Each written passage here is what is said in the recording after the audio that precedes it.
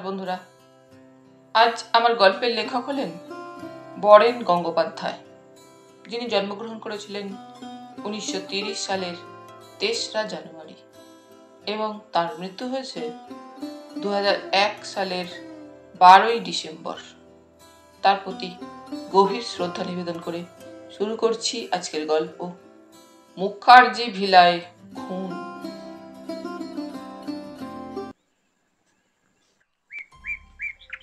Private detective Jatileswar Khastagir সবে ভোরবেলার প্রথম চায়ে চুমুক দিয়েছেন। টেলিফোনের রিং বেজে উঠল। গতকাল গভীর রাত অবধি মুখার্জি ভিলার সেই খুনের ঘটনা নিয়ে ওকে অনেক দৌড়ঝাঁপ করতে হয়েছে। ভেবেছিলেন আজ সারাটা দিন একটু বিশ্রাম নেবেন, কিন্তু ফোনটা বেজে উঠতেই বুকটা ছ্যাত করে উঠল। কে রে বাবা, এত সকালে আবার কে ফোন করে? রিসিভার ধরলেন। হ্যালো। উত্তর এলো, স্যার আমি সাতকড়ি, পাখিটার খোঁজ পাওয়া গেছে স্যার। পাখি? মাথাটা কেমন ভারী হয়ে আছে। কেমন একটা আমতা আমতা করলেন জটিলেশ্বর। পাখি? কেমন পাখি? সেই যে মুখার্জি ভিলায় খাঁচা থেকে উড়ে পালিয়েছিল স্যার, দুধরাজ পাখি, আপনি যার খোঁজ করতে বলেছিলেন। এবার সবকিছু চোখের উপর ভেসে উঠল জটিলেশ্বরের। হ্যাঁ, এই পাখিটাকেই দরকার। মুখার্জি ভিলার ভেতরে যখন খুনের ঘটনা ঘটে, তখন ওই পাখিটাই একমাত্র চাক্ষুষ সব ঘটনা দেখেছিল। ওকেই সাক্ষী মানতে হবে। জটিলেশ্বর এবার একটু উত্তেজিত বোধ করলেন। পেয়েছো? কোথায় পেলে? সাতকড়ি বলল, এখনো স্যার ধরা পড়েনি, তবে চিড়িয়াখানার জঙ্গলে ওটা ঘোরাঘুরি করছে। এইমাত্র রামমূর্তি সাহেব খবর পাঠিয়েছেন স্যার। ঘোরাঘুরি করছে? ধরতে বলনি? বলেছি স্যার, ওরা লোকও লাগিয়েছেন, ধরা পড়লেই আমাদের জানাবে স্যার। জটিলেশ্বর এক মুহূর্ত কি ভাবলেন। গতকাল রক্তমাখা ডেড বডিটার পাশে ওই খাঁচাটা দেখে কেমন যেন সন্দেহ হয়েছিল জটিলেশ্বরের। মুখার্জি সাহেব তখন ডেড বডি থেকে খানিকটা দূরে একটা টুলের উপর স্থির হয়ে বসেছিলেন। জটিলেশ্বর এগিয়ে এসে প্রশ্ন করেছিলেন, আপনি পাখি পোষেন? মুখার্জি সাহেব চোখ তুলে তাকিয়েছিলেন। দেখতেই তো পাচ্ছেন খাঁচা রয়েছে। কি পাখি? মুখার্জি সাহেব বলেছিলেন, রেয়ার ভ্যারাইটি, দুধরাজ। দুধরাজ? কিরকম পাখি? জটিলেশ্বর ওরকম কোনো পাখির নাম কোনোদিন শোনেননি। প্রশ্ন করলেন, কিরকম দেখতে, একটু দেখাতে পারেন? মুখার্জি সাহেব তেরচা চোখে একবার তাকালেন। কি করে দেখাবো? দেখছেন তো খাঁচা শূন্য, পাখিটা উড়ে গেছে। জটিলেশ্বর বুঝতে পারছিলেন মুখার্জি সাহেব এমনিতেই খুব ভেঙে পড়েছেন, তার উপর পাখির কথাতে এখন বিরক্তই হচ্ছেন। কিন্তু জটিলেশ্বরের ওই পাখিটাকেই দরকার। বললেন, পাখিটা সম্পর্কে একটু কিছু বলুন না দয়া করে। মুখার্জি সাহেব উঠে দাঁড়ালেন, উত্তেজনায় একটু এপাশ ওপাশ করলেন। তারপর জটিলেশ্বরের দিকে স্থিরভাবে তাকিয়ে প্রশ্ন করলেন, কি জানতে চান বলুন। পাখিটা কিনেছিলেন নিশ্চয়ই, কোথা থেকে কিনলেন? মুখার্জি সাহেব বললেন, কিনিনি, লোক লাগিয়ে সুন্দরবন থেকে আনিয়েছিলাম। সুন্দরবনে এখনো ওরকম দুধরাজ, রক্তরাজ, ভীমরাজ পাখিদের মাঝে মাঝে দেখা যায়। বেশ পয়সা খরচ হয়েছিল আমার ওরকম একটা পাখিকে আনাতে। নিশ্চয়ই পাখিটার কোনো বিশেষত্ব আছে? মুখার্জি সাহেব গম্ভীর হলেন। তা নিশ্চয়ই আছে, নইলে আর আনাবো কেন? পাখিটা খুব অল্পতেই কথা শিখতে পারে, অনেক কথা শিখিয়েছিলাম ওকে। জটিলেশ্বর খুব উৎসাহ পেয়ে আবার জিজ্ঞেস করলেন, টেপ করেননি? না। ওর কোনো ছবি নেই আপনার? মুখার্জি সাহেব বললেন, অ্যালবাম ঘাটলে পেতেও পারেন। কি কি কথা শিখিয়েছিলেন? দুটো একটা বলুন না মিস্টার মুখার্জি। মুখার্জি সাহেব আবার টুলের উপর গিয়ে বসলেন। কি শিখিয়েছিলাম শুনবেন? এমন কিছুই না, সাধারণ কিছু কথা। মলিনা, কথা কও। রাগ করো না মলিনা। মলিনা মানে আপনার স্ত্রী, যিনি খুন হয়েছেন? হ্যাঁ, আমার স্ত্রী।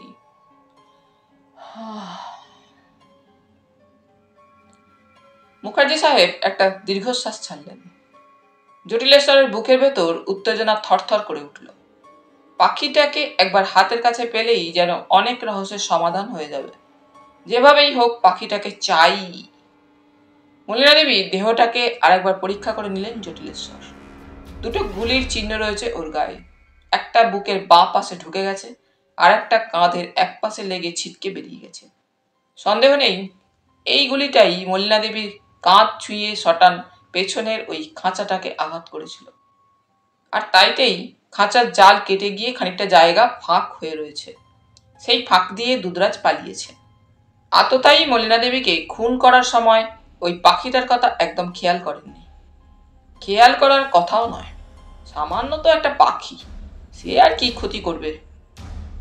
মুখার্জি সাহেবের অ্যালবাম থেকে পাখির ছবিটাকে তুলে নিয়ে এসেছিলেন জটিলেশ্বর।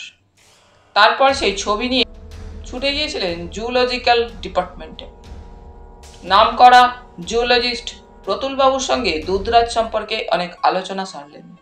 প্রতুলবাবু যা বললেন তাতে উৎসাহ পাওয়ারই কথা। দুধরাজ পাখির কথা শুনে প্রতুলবাবু খুব আশ্চর্যই হয়েছিলেন। সে কি মশাই, কলকাতা শহরে কেউ দুধরাজ পাখি পোষে জানতো না তো? যদি পোষেন তিনি যে খুব রসিক তাতে সন্দেহ নেই। জানেন, এই পাখির স্মরণ শক্তি খুব বেশি। তেমন কিছু উত্তেজক ঘটনা ঘটলে ও সাড়া দেবেই। জটিলেশ্বর আর উত্তেজনা দমিয়ে রাখতে পারেননি। তার মানে এই পাখিটার সামনেই যে হত্যাকাণ্ড হলো, পাখিটা নিশ্চয়ই সে ব্যাপারেও কোনো প্রতিক্রিয়া করেছিল। করাই তো স্বাভাবিক, হেসেছিলেন প্রতুলবাবু। সাধে আপনাকে সবাই নামকরা ডিটেকটিভ বলে, ঠিক পয়েন্টটা আপনি বেছে নিয়েছেন। কিন্তু কি জানেন, পাখিটা সত্যি সত্যি দুধরাজ কিনা সেটা আগে ভালো করে জেনে নেওয়া দরকার। কলকাতা শহরে কোনো দুধরাজ পাখি আছে বলে কিন্তু আমাদের জানা নেই। চিড়িয়াখানায়? না, ওখানেও নেই। আমাদের এখানে অবশ্য দুটো স্পেসিমেন আছে, কিন্তু তা জীবন্ত নয়। একটু থেমে পুতুলবাবু বলেছিলেন, দুধরাজ পাখি যদি হয়ে থাকে তাহলে অবশ্য মনে তো হয় মার্ডারার খুঁজে বার করতে কিছুটা সাহায্য আপনি পেতেও পারেন। তবে হ্যাঁ, পাখিটার যদি সন্ধান পান দয়া করে আমাদেরও একটু খবর দেবেন। জটিলেশ্বর পুতুলবাবুর কাছ থেকে বিদায় নিয়ে সোজা চলে গিয়েছিলেন থানায়। থানা কি ভাবছে একটু জানা দরকার। থানায় গিয়ে নির্মলবাবুর সঙ্গে দেখা করতেই নির্মলবাবু একগাল হাসলেন। আসুন জটিলদা, মুখার্জি বিলা দেখে এলেন? চা না কফি? খিদেও পেয়েছিল জটিলেশ্বরের। বললেন, শুধু চা কফিতে হবে না, কিছু সলিড খেতে হবে। শিক কাবাব বা স্যান্ডউইচ আনান দেখি। তথাস্তু। নির্মলবাবু রঘুকে খাবার আনতে পাঠিয়ে আবার জিজ্ঞেস করলেন, কিছু বুঝতে পারছেন কেসটা? আমার তো মনে হয় সেই নেপালি দারোয়ানের কীর্তি এটা। নেপালি দারোয়ান মানে ভক্ত সিং? কিন্তু মুখার্জি সাহেবই তো বললেন গতকাল সকালে লোকটা 7 দিনের ছুটি নিয়ে দেশে গেছে। হ্যাঁ, ওই তো চাল। দেশে যাওয়ার নাম করে হয়তো কোথাও ঘাপটি মেরে আছে। ওর দেশেও গেছে কিনা তা আমরা খোঁজ নেওয়ার চেষ্টা করছি। নির্মলবাবুর কাছে পাখিটার কথা ভুলেও উচ্চারণ করলেন না জটিলেশ্বর। থানার লোকগুলি সব মোটা মাথায় চিন্তা করে। ওদের যদি আসল পথটা দেখিয়েও দেওয়া হয় তাহলেও ওরা সবকিছু ভণ্ডুল করে ফেলবে। মৃদু একটু হাসলেন জটিলেশ্বর। আপনিও কি জটিলদা এই ভক্ত সিংকেই সন্দেহ করছেন? জটিলেশ্বর বললেন, এত সহজেই এই কালপ্রিটকে পাওয়া যায় মশাই? খুন যখন হয়, যে খুন করে অনেক ভাবনা চিন্তা করেই করে। হঠাৎ মাথা গরম করেও তো কেউ খুন করতে পারে। তা পারে, তবে এই খুনের পেছনে অনেক কারসাজি আছে বলেই আমার ধারণা। কেন কেন? রঘু খাবার নিয়ে এলো।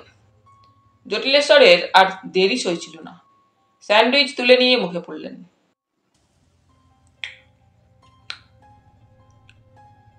প্রথম কথা, বাড়িতে কে কে থাকেন?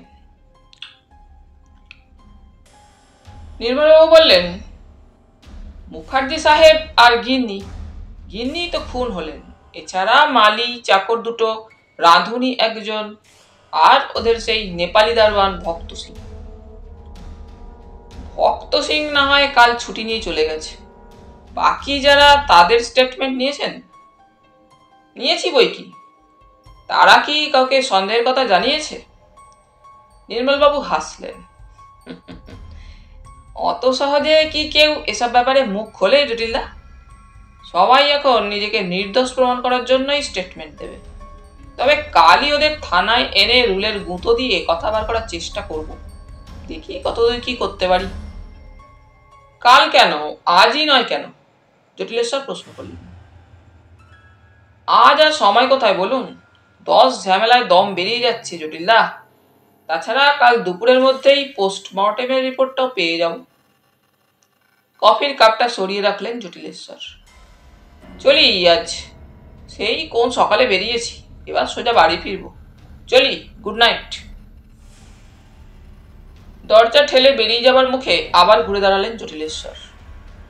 ওই ভক্ত সিংহের খবর পেলে কিন্তু দাদা সঙ্গে সঙ্গে একটা রিং করবেন। লোকটা ছুটি নেওয়ার 12 ঘন্টার মধ্যেই এরকম ঘটনা ঘটবে, সন্দেহ থাকাই স্বাভাবিক। সকালে সাতকড়ি পাখিটার খবর জানাতে জটিলেশ্বর আবার তৈরি হয়ে নিলেন। সাতকড়িকে ফোনে চলে আসতে বলেই উনি দুধরাজ পাখির ছবিটা নিজের ব্যাগে ঢুকিয়ে নিলেন। কিন্তু সঙ্গে সঙ্গে আবার ভাবলেন, পাখিটা খুনের সময় ঘটনাস্থলেই উপস্থিত ছিল, কিন্তু খুনিকে সে শনাক্ত করবে কিভাবে? একটু ছেলে মানুষই হয়ে যাচ্ছে না ব্যাপারটা? পাখি তো আর নিজের ইচ্ছা মতো কথা বলতে পারবে না। ওকে মুখার্জি সাহেব বা বাড়ির লোকজন যা শিখিয়েছে তাই বড় জোর ও বলতে পারে।